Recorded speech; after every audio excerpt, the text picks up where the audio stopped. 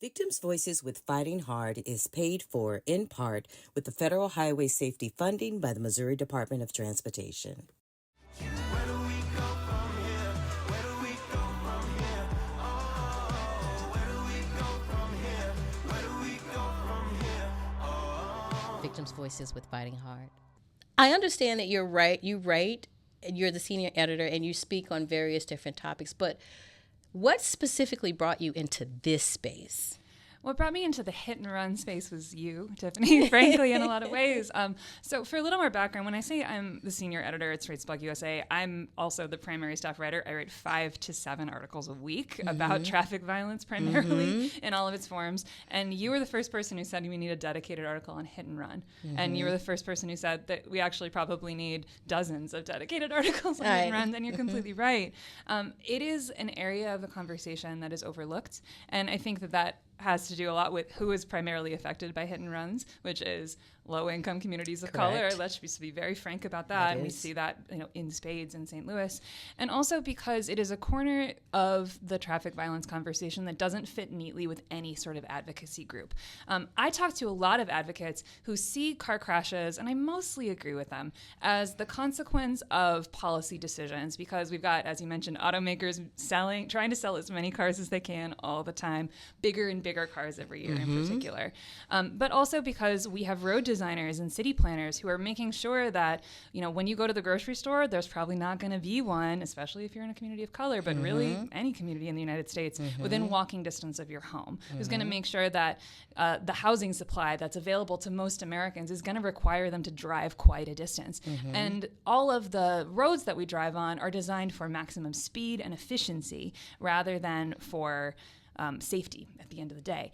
Hit and run complicates that narrative a little bit, though, because there is an element of personal choice in there that isn't completely subject to policy decisions. I don't want to say that there's nothing we can do from a policy perspective to prevent hit and run. I think there's a ton that we can do, actually, but we don't tend to talk about those as dedicated policy prescriptions that we need to confront, because we think of it as a driver is evil, they're out on the road, and they leave someone to bleed to death in the street in the middle of the night. And sometimes that is exactly what happens, and that's horrific. And we need to talk about that, and it is a decision. And sometimes also there are powerful incentives for people to flee in our criminal justice system, in our immigration system in particular. And there are also a lack of witnesses because of the land use decisions that we've made. So I've become very passionate about thinking about hit and run through a different lens and learning from people like you about how we can prevent it. That lens is extremely important, because I utilize your lens, your articles, your information, because you're getting in front of quite a few topics that the families of which I touch don't have this information, right? So this educational component is very important to the victims whom I've interviewed, who wants to understand the why, if you will. There's something that you touched on when you mentioned the accessibility in some of our underserved neighborhoods, right? That accessibility to infrastructure, the crosswalks, the signals, and the list goes on, right? So we do understand that there is a miss there in the underserved neighborhoods. Would you agree or disagree that there's an absence in resources when it comes to the underserved neighborhoods and focusing on the safety of pedestrians in those neighborhoods? I would say in St. Louis, I absolutely agree. I think there are a lot of people who are working hard to remedy that, but it's a challenge. We're a city that was built for 1 million people that today has rampant depopulation, and some neighborhoods are much more depopulated than others. But yeah, certainly in St. Louis, when it comes to infrastructure in particular, much more resources go into our central corridor and parts of our South City than they do into specifically the North Side, which is predominantly Black and low income. So yeah, there's huge discrepancies in how we apportion our infrastructure investment, and also in terms of where we pay attention in the media to just where crashes are happening, how deeply we tell the stories of victims. That's something that I've learned a lot from you, is how important it is to not just talk about the policy level trends that shape these crashes, but also talking about the people whose lives were lost and what depth we go into to tell their stories. That's very interesting. I appreciate that perspective.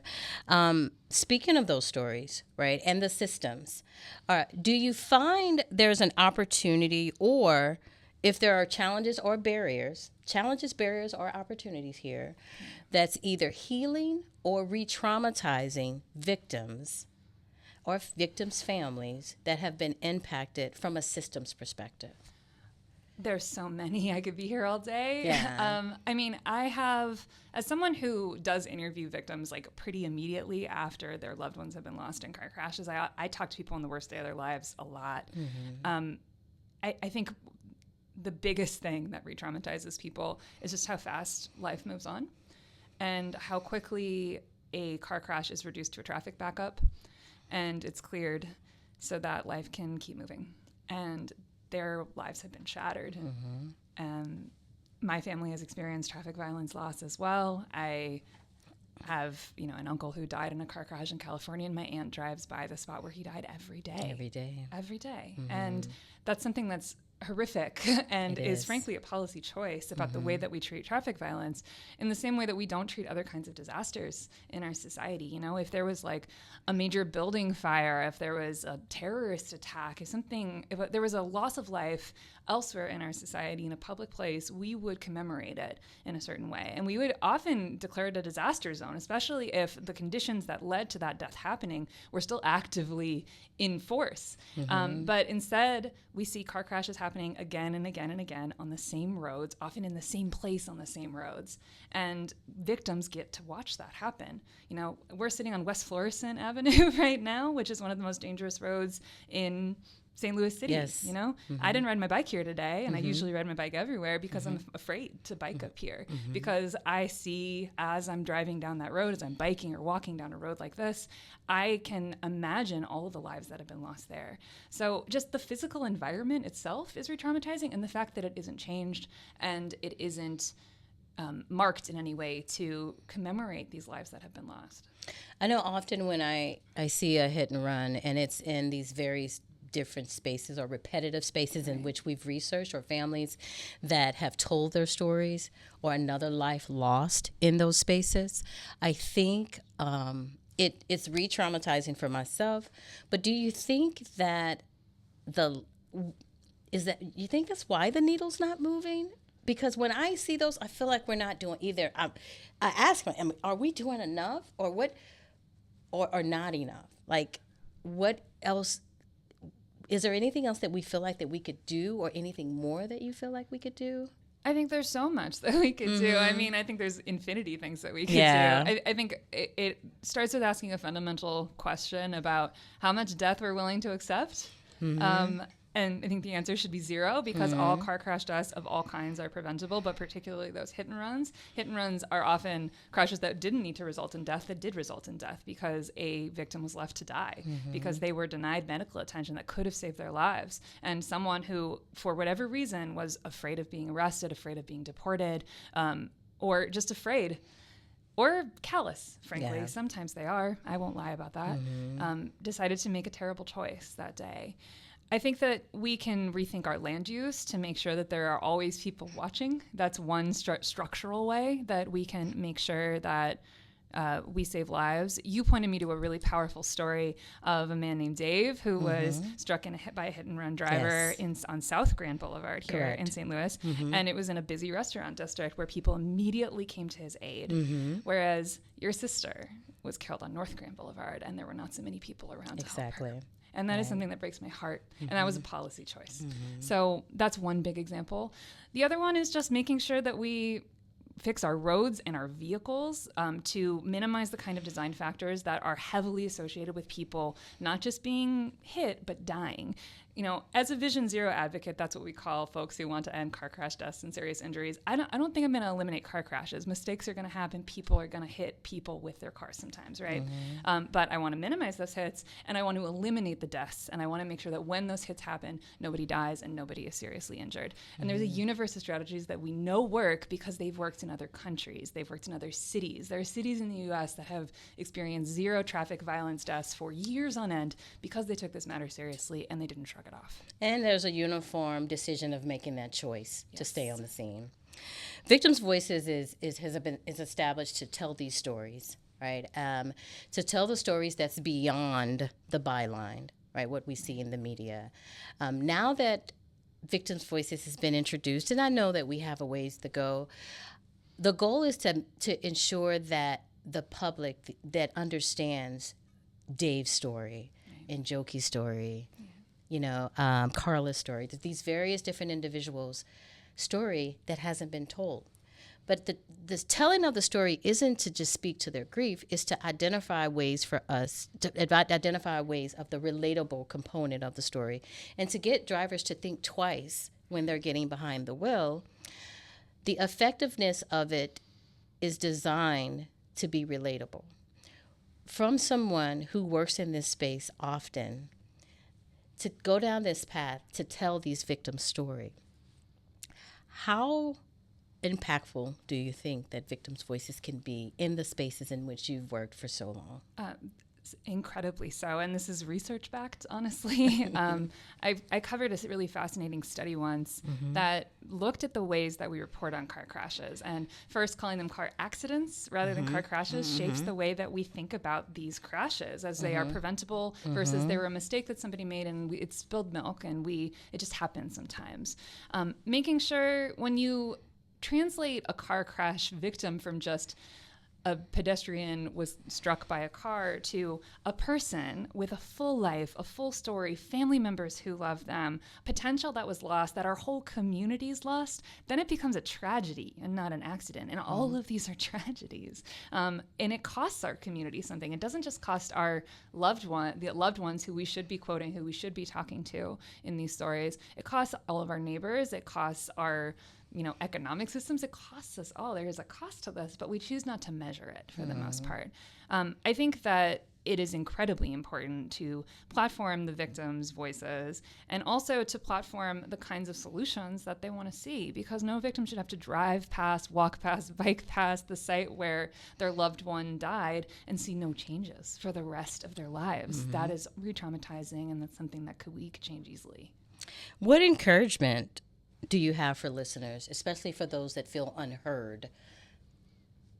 Encouragement to as advocates, or as a victim who's maybe listening to you right now, and they're hearing that they know that you're out here doing the work, they know that you're writing about the stories. What encouragement would you have for them? I would encourage them to use their voice because it matters more than anything. Even if they feel like it doesn't matter, and even if they're treated like it doesn't matter, insist that it matters because it does more than anything, more than any expert or engineer that you want to talk to. The voices of people who have had their lives rocked by these kinds of tragedies, those are the things that really move the needle. When you talk about countries like the Netherlands, which we think of as like these paradises of biking and walking where everybody's really safe, the way that they got to where they are was not through white papers and reports and people who had fancy degrees on their wall, which, by the way, I don't have a lot of fancy degrees on my wall either.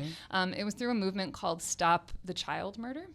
It was through people standing up and saying, we're murdering children and we need to stop. It was protests in the streets. It was people recognizing the human cost of these things and speaking up about it and joining forces. I would also say, I encourage you to reach out to people like you and to other victims at groups like Families for Safe Streets or the White Line that are led by victim survivors, because you're not alone and you are so strong, particularly in numbers. Last question. The call to action. What can listeners do to help from your lens? I mean, the first thing is look up Fighting Hard.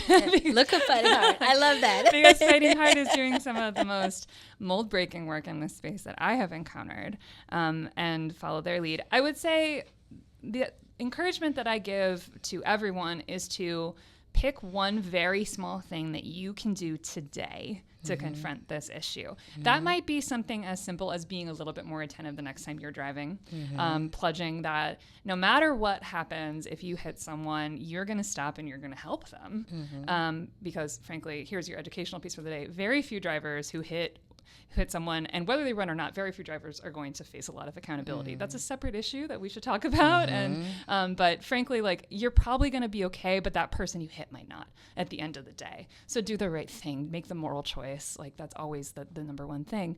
But I would also say pick an advocacy lane that you think you can just eke out a little bit of change on, whether that's the road just in front of your house, whether that's that one place where everybody's rolling the stop sign every single day, what can you do? What policymaker can you connect with, and how can you learn a little bit more about the way that these things are designed and ask for the changes that you want? Because especially in a city like St. Louis, we crowdsource a lot of the way we design our streets. You know, a lot of the people who are going to put a speed bump in your neighborhood, at least for right now, is going to be your older person, and it's going to become reality because you called at the end of the day. So speak up. Speak up. And it has to be something small, concrete, and never undersell the value of those small, concrete actions.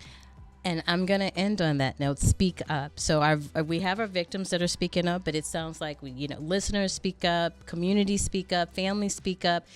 Speak up in order for us to all move the needle when it comes to traffic violence prevention. Kea, thank you so much. Thank you, Tiffany. Thank you for being This here. was a pleasure. We truly appreciate it. Kea Wilson with Street Blog USA. Fighting Hard would like to thank all the families and supporters, General Motors, Tom Everson of Keep Kids Alive Drive 25, and MoDOT.